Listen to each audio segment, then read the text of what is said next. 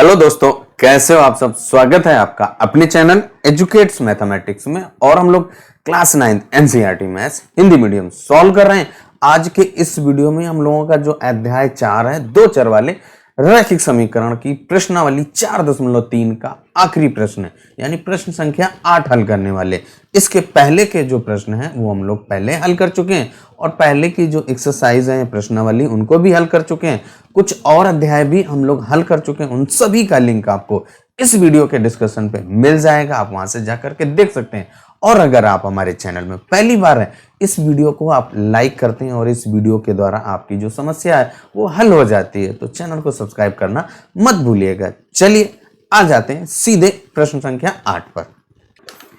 प्रश्नावली 4.3 का 8वां क्वेश्चन क्या कह रहा है कि अमेरिका और कनाडा जैसे देशों में तापमान है वो फ़ारेनहाइट में नापा जाता है, और जबकि भारत जैसे देशों में तापमान सेल्सियस में मापा जाता है। यहाँ फ़ारेनहाइट और सेल्सियस में रूपांतरित करने वाला एक रैखिक समीकरण दिया गया है। बिल्कुल ये आपका देखिए एक विज्ञान का एक प्रश्न है, जो अगर आपको तापमान को फ़ारेनहाइट से सेल्सियस में या सेल्सियस से फ़ारेनहाइट में अगर बदलना हो तो आप इस फार्मूले का यूज करेंगे। क्या होता है, F बराबर 9/5 C धन 32।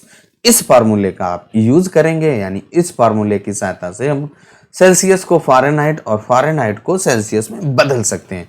तो यही आपका यहाँ पे एक रैखिक समीकरण बनाया दे दिया गया है। अब हमें क्या करना है, पहला भाग क्या कह रहा है, सेल्सियस को XH और फ़ारेनहाइट को YH पर मानकर ऊपर दिए गए रैखिक समीकरण का आलेख कीजिए।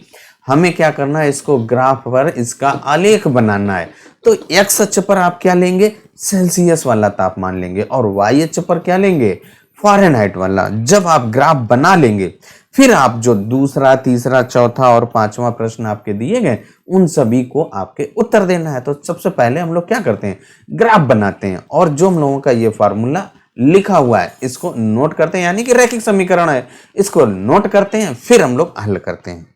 जो हम लोगों का रैखिक समीकरण दिया गया है उसको हमने यहाँ पे लिख लिया। F का मतलब है जो तापमान आपका फ़ारेनहाइट में, और जो C है उसका मतलब है सेल्सियस में। अब हमें क्या करना है, इस रैखिक समीकरण का एक ग्राफ आलेखित करना है। तो रैखिक समीकरण का जो ग्राफ होता है एक सीधी रेखा होती है, और सीधी रेखा आपको खींचने के लिए कम से कम 2 बिंदु चाहिए, यानी इस रैखिक समीकरण के 2 हल चाहिए।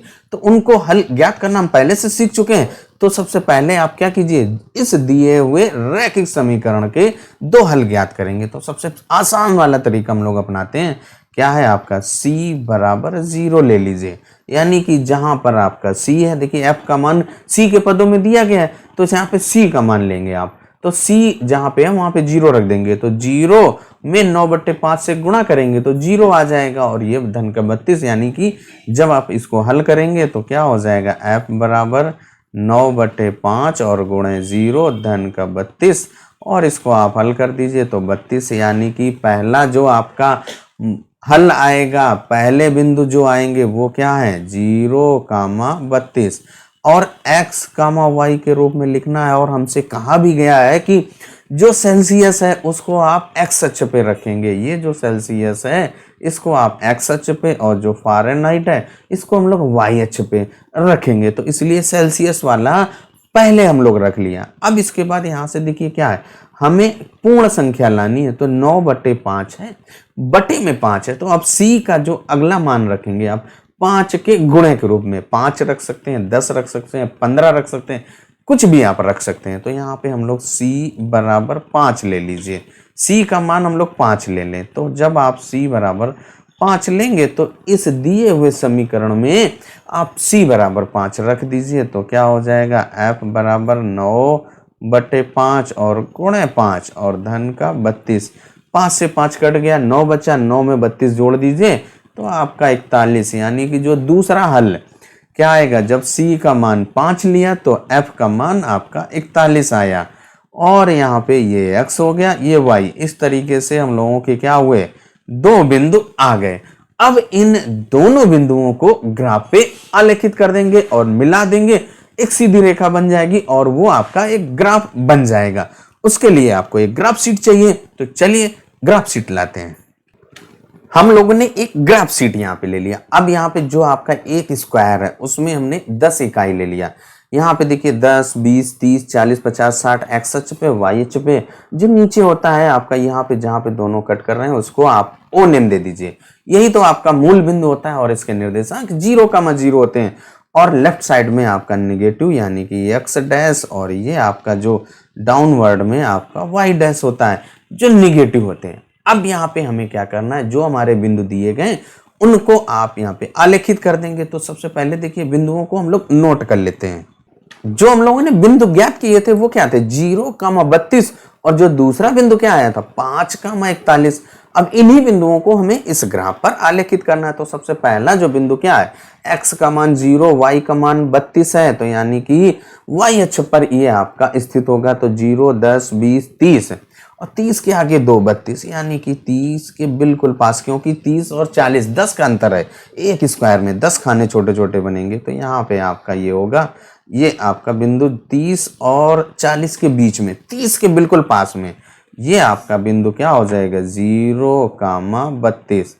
पहला बिंदु तो हम लोगों ने आलेखित कर दिया। अगला बिंदु देखिए क्या कह रहा है कि इसका नाम दे दो, कोई भी नाम दे सकते हैं आप, ए नेम दे दीजिए भाई। अब इसके बाद अगला बिंदु आपका क्या है भाई, 5,41, यानी x का मान 5 है, x अक्ष पे, यानी कि 0 और 10 के बिल्कुल बीचों बीच में होगा।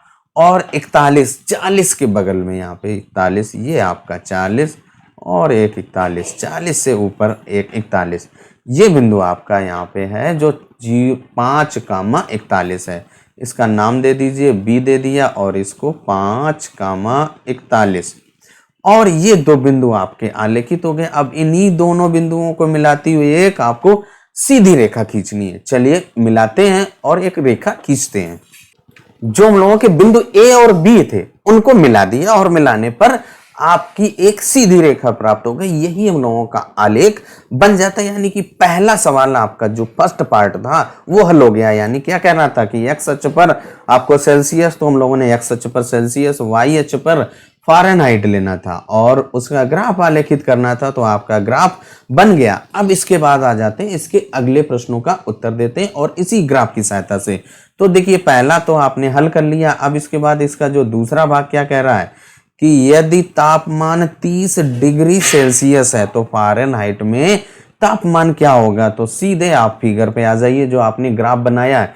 क्या कह रहा है, यदि तापमान 30 डिग्री सेल्सियस है तो 30 वाली ये आपकी यहाँ पे, ये देखिए आपका कहाँ पे कट कर रहा है, वाई अक्ष पे। देखिए यहाँ पे अगर आप ध्यान से देखेंगे तो 80 और 90 के बीच में, तो यानी कि जब आपका जो सेकेंड पार्ट है उसका आंसर क्या हो जाएगा, दूसरे भाग का जो 80 और 90 के बीच में आपका क्या होता है 85। तो ये आपका जब 30 डिग्री होगा तो ये कितना होगा 86 डिग्री फ़ारेनहाइट। दूसरे पार्ट का आपका आंसर आ जाता है 30, यानी थोड़ा सा ऊपर है ना भाई, तो इसलिए 86 आपका आंसर आएगा। तो दूसरे भाग का आंसर हो जाता। अब आइए तीसरे भाग पर। तीसरा पार्ट आपका क्या कह रहा है, यदि तापमान 95 डिग्री फ़ारेनहाइट है तो सेल्सियस में आपको बताना है।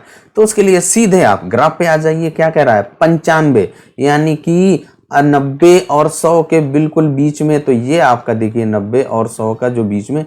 अब ये देखिए आपका यहाँ पे एक्स अक्ष पे, तो देखिए अगर आप ध्यान से देखेंगे तो ये आपका नीचे बिल्कुल आपके स्क्वायर के बीच में है। तो यहाँ पे देखिए आपका ये क्या आ रहा है 30 और 40 के बीच में आ रहा है, यानी कि जो तीसरे वाले भाग का आंसर क्या हो जाएगा, 30 और 40 के बीच में क्या होगा 35 होगा। तो यहाँ पे क्या हो जाएगा 35 डिग्री सेल्सियस। तीसरे भाग का भी आपका आंसर आ गया। अब आ जाइए चौथे भाग पर। जो चौथा भाग आपका क्या कह रहा है, यदि तापमान 0 डिग्री सेल्सियस हो तो फ़ारेनहाइट में तापमान क्या होगा, और यदि तापमान 0 डिग्री फ़ारेनहाइट है तो सेल्सियस में क्या होगा।